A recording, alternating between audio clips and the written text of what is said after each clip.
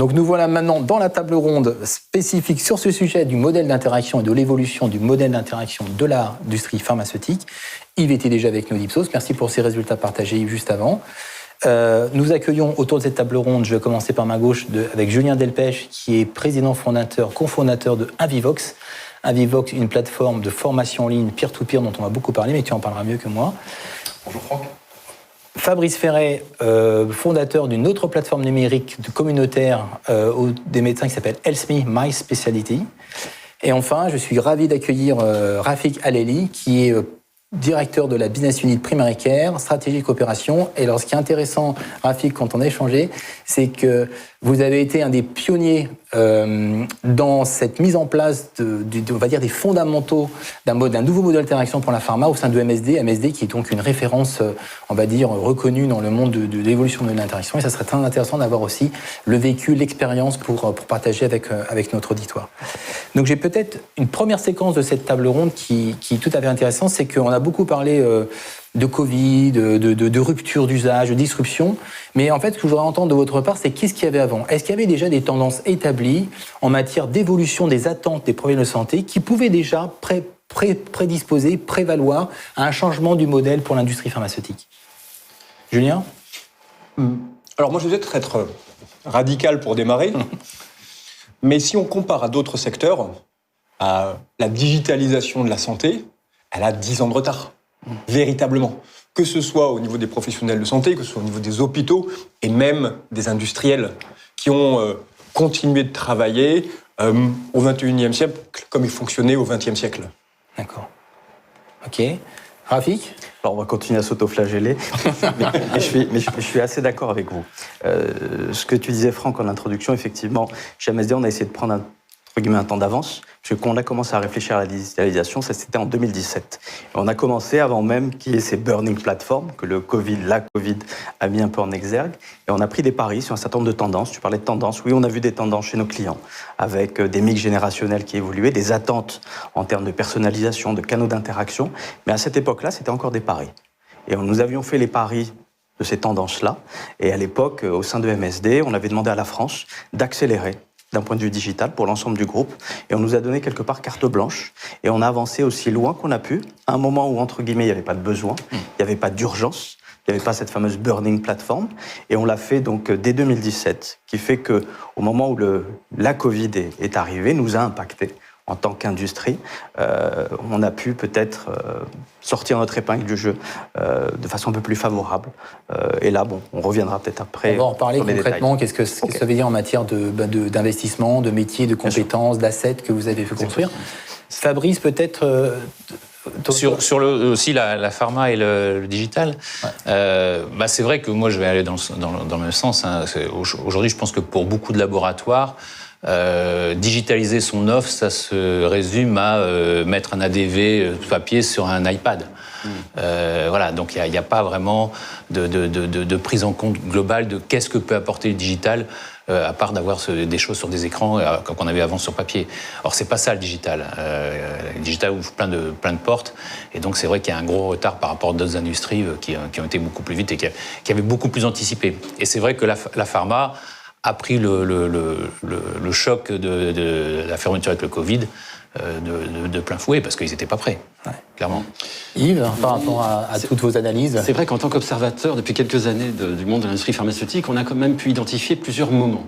Il y a eu un premier moment qui a été entre 2005 et 2010 où l'industrie pharmaceutique s'est dit « mince, on est en train de rater un coche, il se passe quelque chose, comment est-ce qu'on va y aller ?»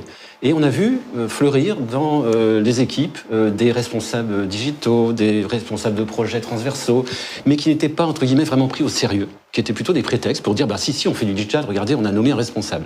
Ce responsable n'avait, en général, très peu de moyens, c'était même parfois, selon les cas, un placard, et on a fait, comme vous le disiez, simplement de la numérisation des documents papier qui existaient déjà, en se disant « je suis un laboratoire qui fait du digital ». Heureusement, bien sûr, on a constaté partout l'échec de cette stratégie et de se dire, et c'est ce qu'illustrait MSD et Rafik Aleli, effectivement, de se dire, attention, c'est pas quelque chose qui vient en plus de notre stratégie marketing et notre CRM, c'est quelque chose qui doit être au centre parce que c'est l'avenir. Et là, on voit effectivement depuis 5 ans effectivement, l'industrie pharmaceutique qui vient à prendre ce sujet au sérieux, qui dote de moyens, et les résultats sont là. Donc la Covid, on n'en a pas encore parlé, mais déjà dans l'histoire du développement du digital de l'industrie pharmaceutique, je dirais, on a déjà passé un cap sur l'acculturation et le fait de s'apercevoir que fabriquer du digital pour essayer de le coller sur du physique, ça n'est pas, comme vous le disiez, faire du digital. Alors on a avec nous 2 startups qui se sont fondées plus ou moins il y a longtemps, mais j'ai envie de reprendre un peu les tendances d'études aussi que j'ai lues. Je fais un signe d'ailleurs à nos amis de l'AFNIM qui ont fait cette étude 2019 sur les attentes en matière d'information médicale des professionnels de santé. Il y a quelque chose qui m'a particulièrement qui a attiré mon attention, c'est que les jeunes générations de médecins avaient déjà une certaine défiance vis-à-vis de l'informatique dans l'information médicale, neutralité, objectivité, mais aussi qu'ils étaient face à leurs pairs pour s'informer. Donc il y avait effectivement le recours à ce que j'appelle les Medflix, dont MSD d'ailleurs était à l'origine de Nivadis à l'époque, qui avait été déjà, on va dire, une vision de créer les premières plateformes de contenu, mais aussi d'avoir plus de relations avec leurs pairs. Et je crois que vous avez à la fois dans vos 2 expériences peut-être cette notion que d'ailleurs Evivox a été fait là-dessus sur ce concept. Qu'est-ce que vous pourriez dire sur cette tendance lourde que les jeunes médecins ont aujourd'hui ? Alors moi, la tendance, c'est la communauté. C'est d'être capable de créer une communauté et ensuite de laisser un expert informer sa communauté directement. Donc de faire parler les experts au sein d'une communauté. Maintenant, voilà, comment est-ce qu'on crée des communautés ? C'est un petit peu la clé aujourd'hui du digital pour s'assurer que la voix porte au sein d'une communauté. Et les industriels du DM ou de l'industrie pharma parlent depuis toujours des KOL.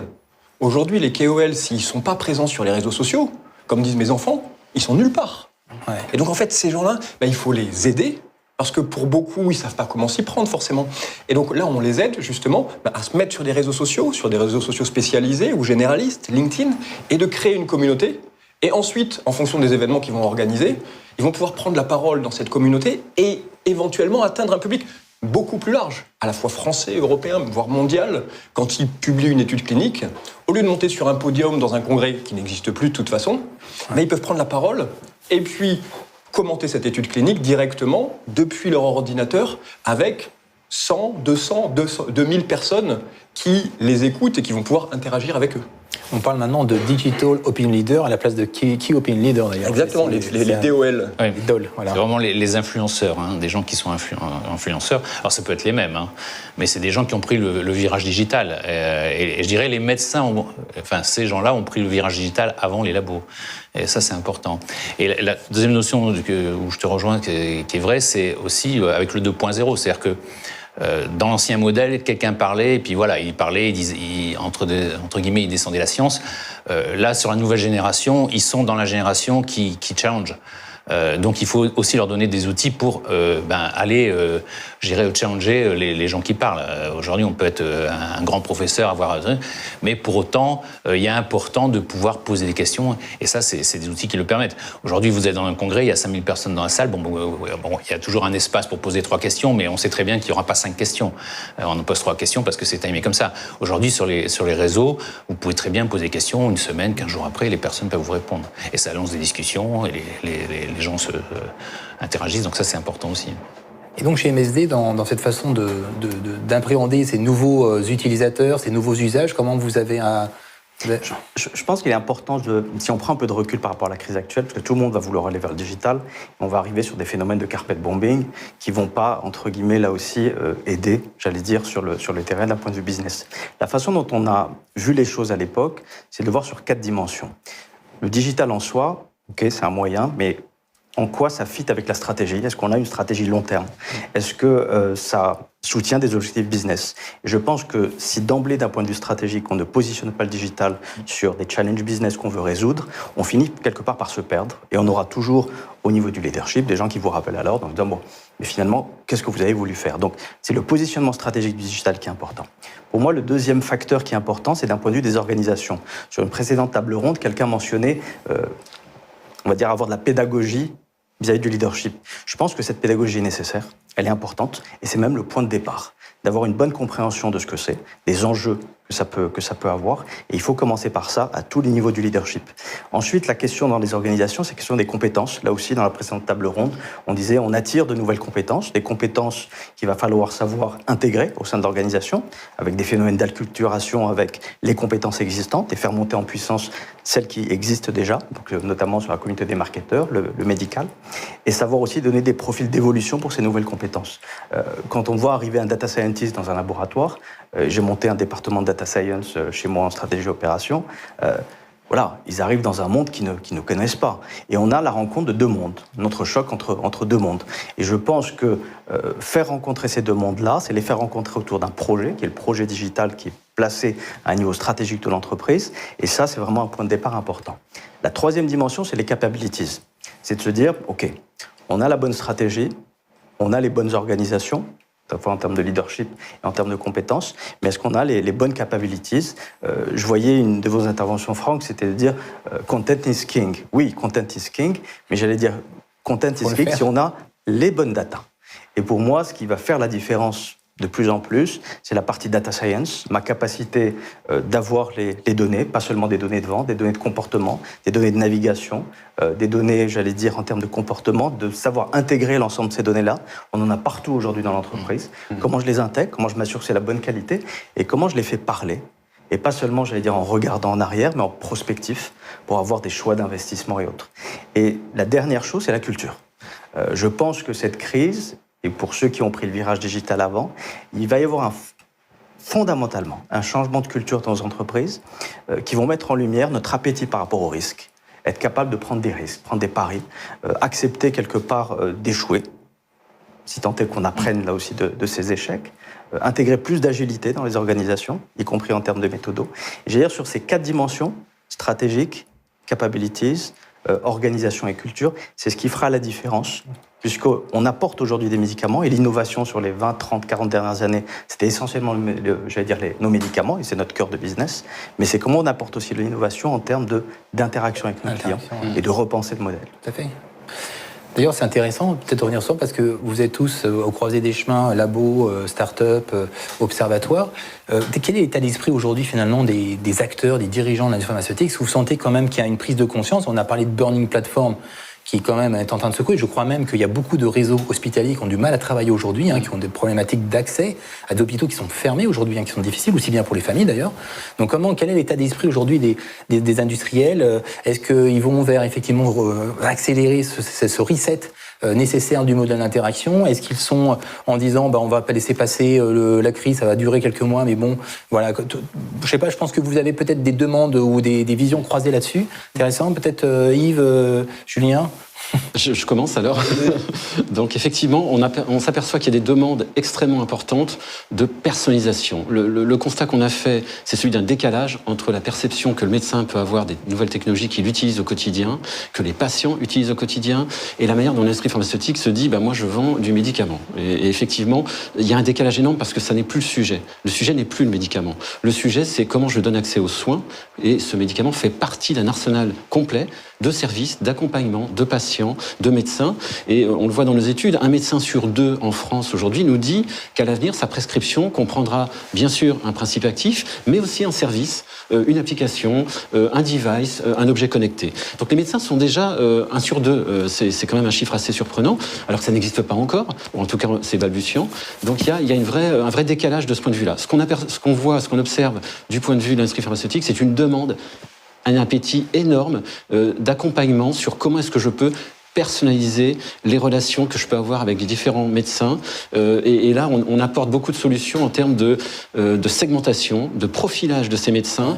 Et au-delà du contenu dont parlait Rafik Anelli, il y a effectivement une notion aussi de médias et de moment. Ce sont les 3. Il y en a un 4e qu'on est en train de travailler, c'est le ton. C'est-à-dire qu'on va devoir travailler sur quel contenu, auprès de quel médecin, par quel média est-ce que je pousse effectivement une newsletter? Est-ce qu'il y aura un événement physique qui aura lieu? Parce que le digital ne va pas tout basculer, évidemment. On a encore besoin de contact humain.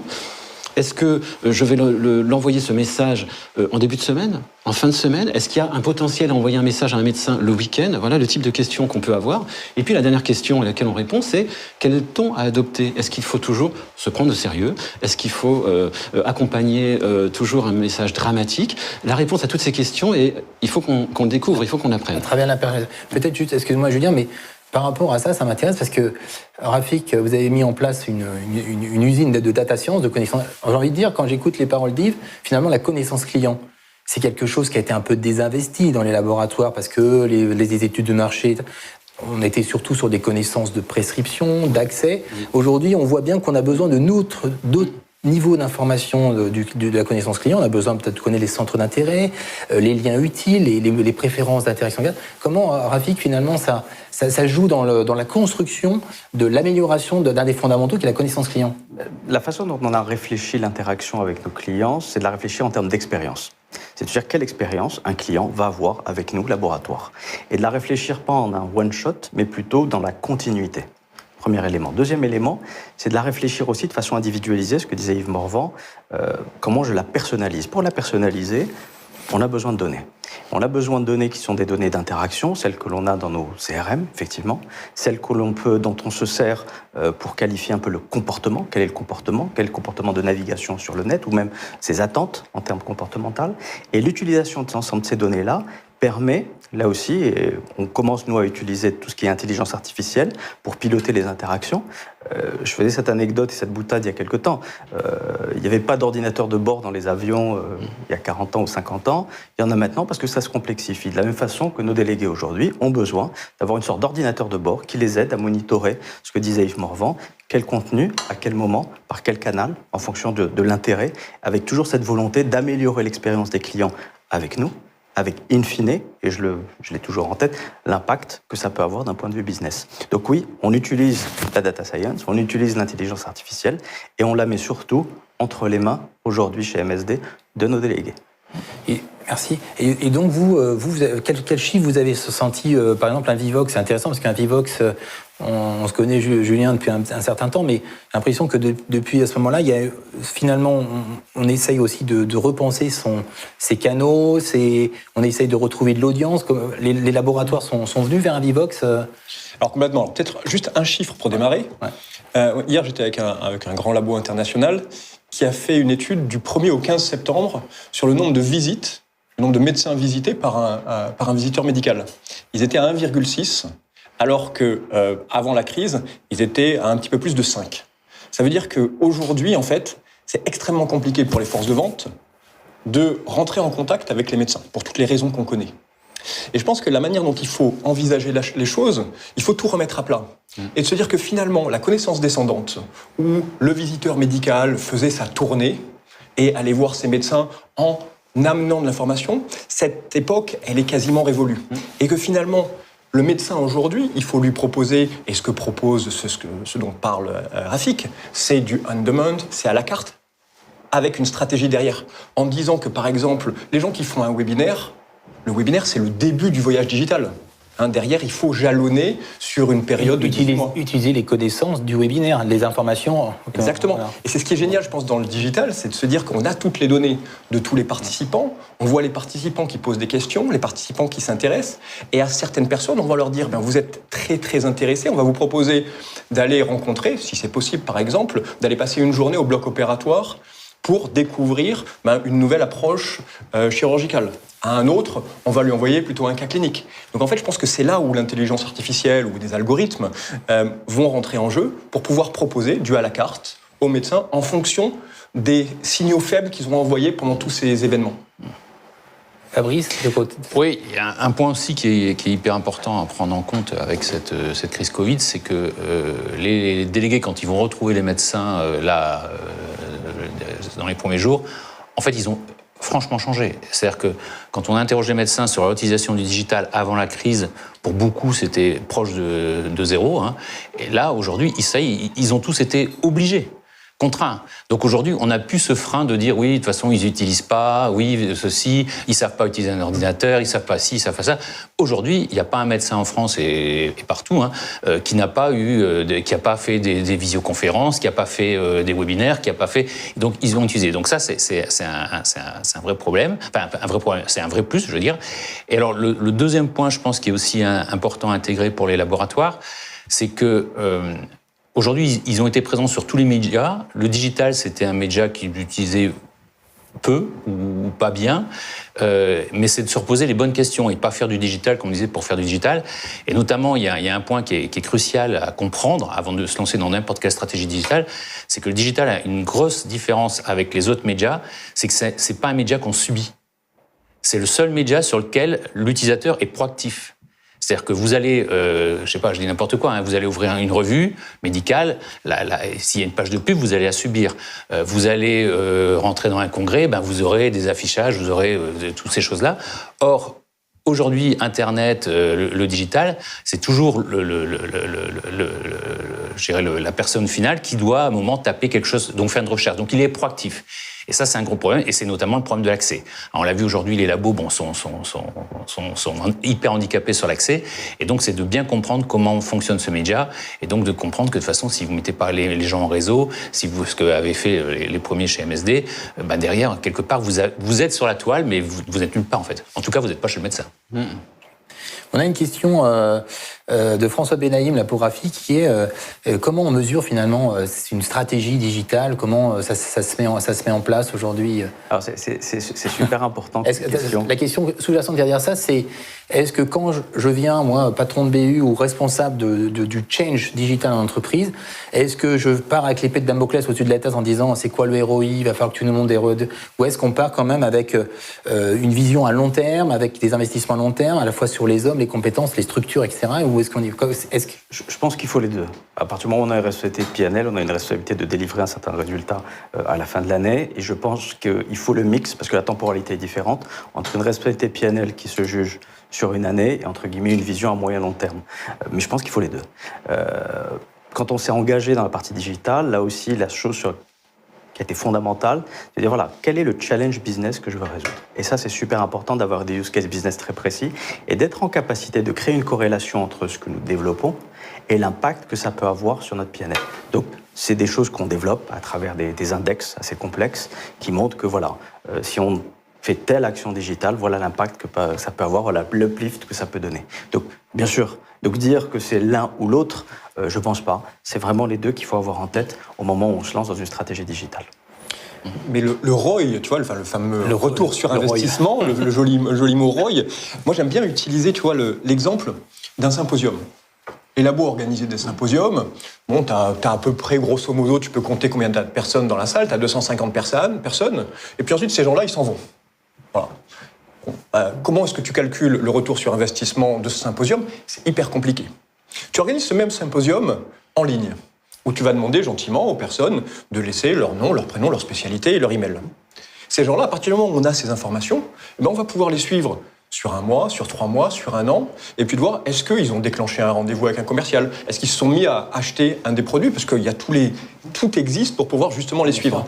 Et à ce moment-là, tu calcules ton retour sur investissement au centime près. Et ça fait quand même une énorme différence de se dire, voilà, grâce aujourd'hui au digital, aux événements en ligne, on est capable de calculer l'impact de nos événements. Il y a aussi la possibilité d'interagir en suivi d'une opération par un questionnaire de satisfaction. Enfin, il y a toute une expérience à créer. Moi, j'aime assez bien ce nouveau, c'est qu'il une expérience avec le professionnel de santé au lieu de finalement un call plan. C'est-à-dire qu'on est sur un call plan, on dit tiens, il faut que j'ai une couverture, il faut que je vois tant de fois machin. Non, maintenant, on est en expérience. L'expérience, ça génère une dimension complètement différente. Absolument, et c'est très intéressant avec le lien avec ce qu'on peut nous mesurer et la manière dont on accompagne l'industrie pharmaceutique sur ces projets, c'est qu'on développe de plus en plus des réflexions autour de ce qu'on appelle la user experience. User experience, ça veut dire quel est le bénéfice que vont retrouver les parties prenantes à l'expérience du digital. Et pour reprendre ce qu'on disait, la Covid-19 a obligé les médecins à adopter la téléconsultation de manière massive, pas du tout. C'est simplement qu'il y avait une user experience bénéfique du point de vue du médecin qui pouvait poursuivre son activité et suivre ses patients, du point de vue des patients qui eux du coup pouvaient aussi mieux suivre leur santé, du point de vue du suivi des prises de rendez-vous. Le succès des téléconsultations pendant la crise et avant la Covid, ça n'a été qu'un accélérateur, vient tout simplement de cette réponse à cette question. Quelle était la user experience et quel était le bénéfice pour les parties prenantes? Je pense que c'est une des premières questions à se poser quand on se lance dans ce type de projet, c'est quels sont les éléments qui vont permettre de favoriser l'expérience clinique. Une question intéressante là de Anne Ménager, merci de la poser.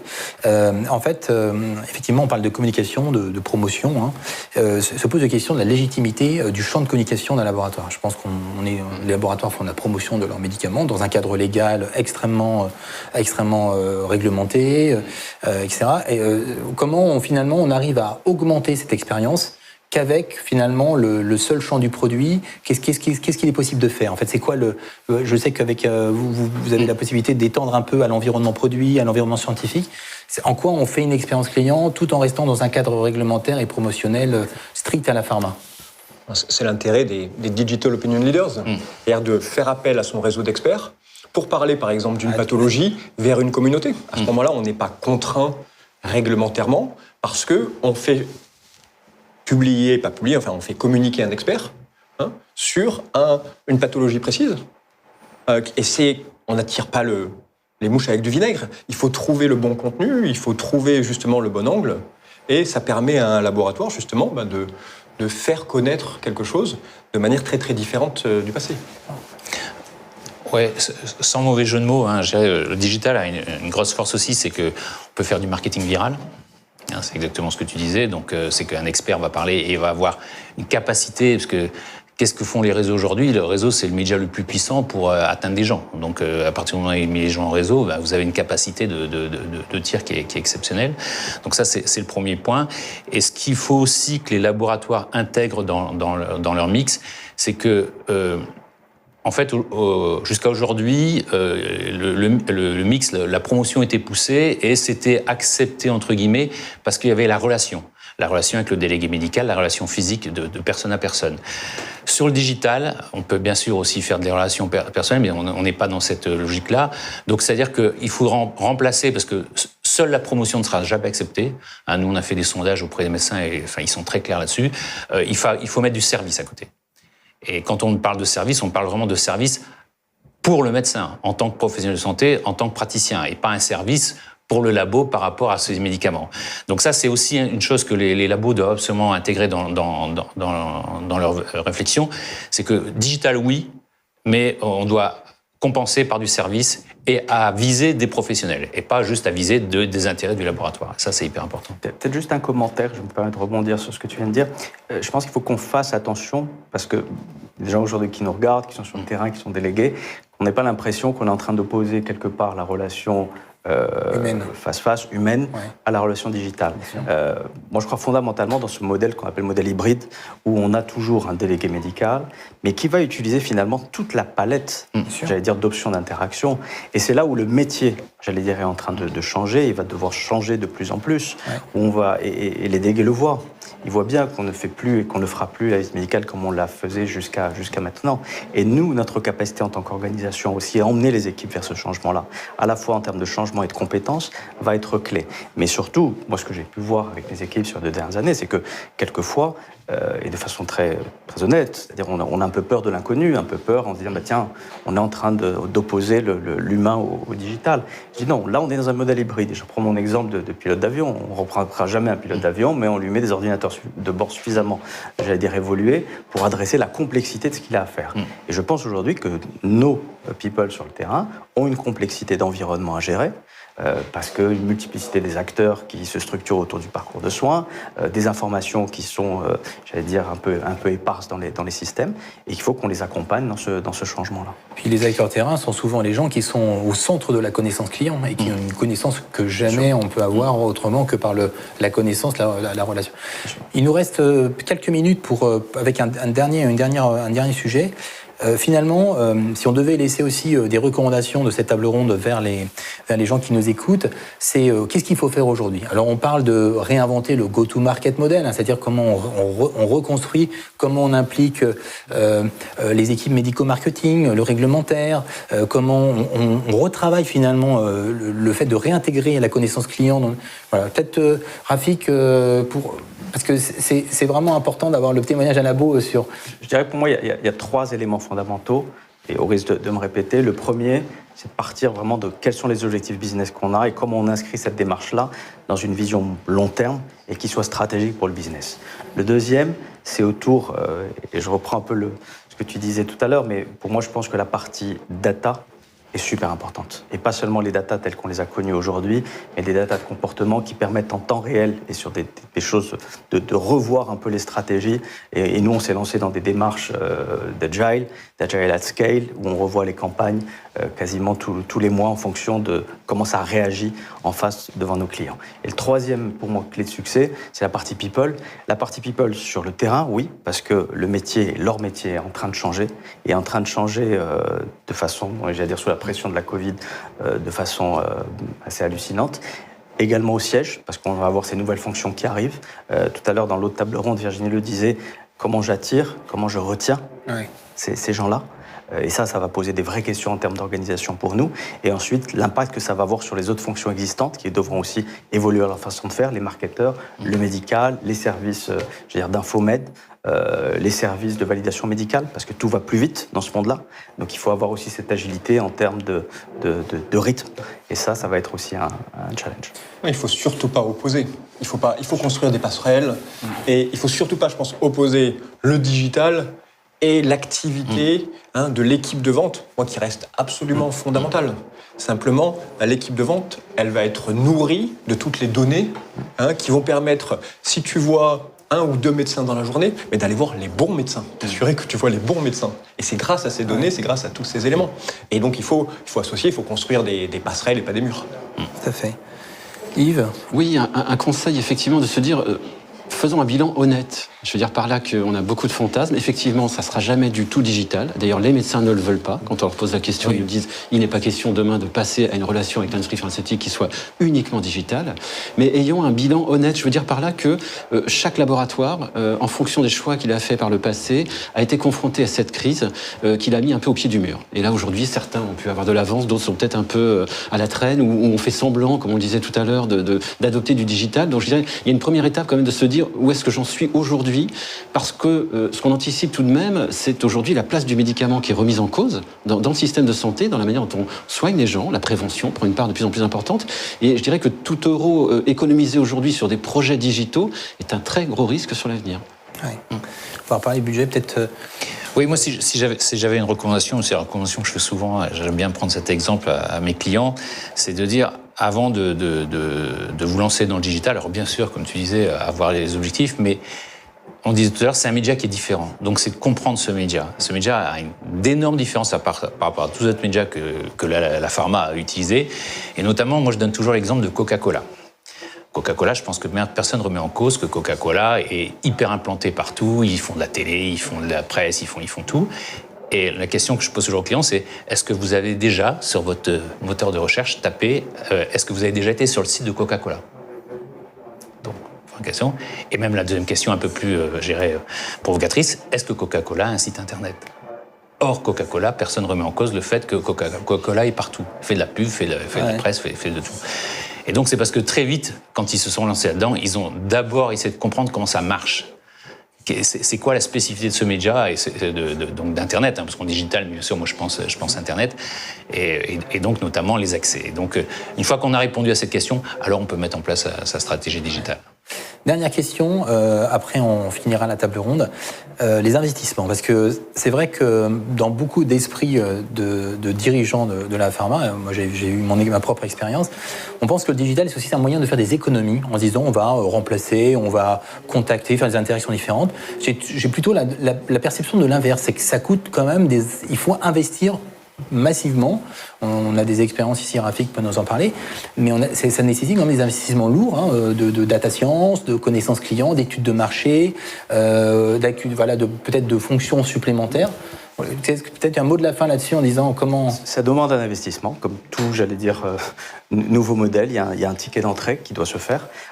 Une chose dont on n'a pas parlé, c'est sur la partie IT, puisqu'on parle de digital. Je faisais cette boutade. D'habitude, les collègues de l'IT, on les voyait une fois par an au moment du repas de Noël et c'était sympa. Aujourd'hui, quand on est dans le business, si on n'est pas associé au choix d'architecture, j'allais dire IT, on a perdu 50% de l'histoire. Parce que ça a un tel impact sur nos modèles d'interaction, ça a un tel impact sur la façon dont l'information circule dans l'organisation, que cette partie-là doit être lourdement investie, en tout cas au départ, et ensuite, j'allais dire, maintenue à niveau tout du long. Mais effectivement, oui, ça demande des investissements qui sont importants. Ça ne veut pas dire que ça ne donne pas aussi des efficiencies, parce qu'on cherche aussi des efficiencies, et donc, mais ça va de pair. Mais aller avec le digital en pensant que ça va apporter juste des économies sans requérir aucun investissement, Bon, on a plein d'autres questions, mais je crois que l'heure a tourné, on n'a pas le temps de répondre à tout. Cette table ronde arrive à sa fin. Merci beaucoup, parce que je pense qu'on a eu en très peu de temps beaucoup d'insights, beaucoup d'informations sur le constat actuel, les tendances lourdes et quelles sont les pistes de changement, d'investissement et à faire. Merci beaucoup, messieurs. Voilà pour cette table ronde. Et puis au plaisir de suivre par la suite ces activités. merci. Merci. Merci Franck. Dans la truc. J'ai une question.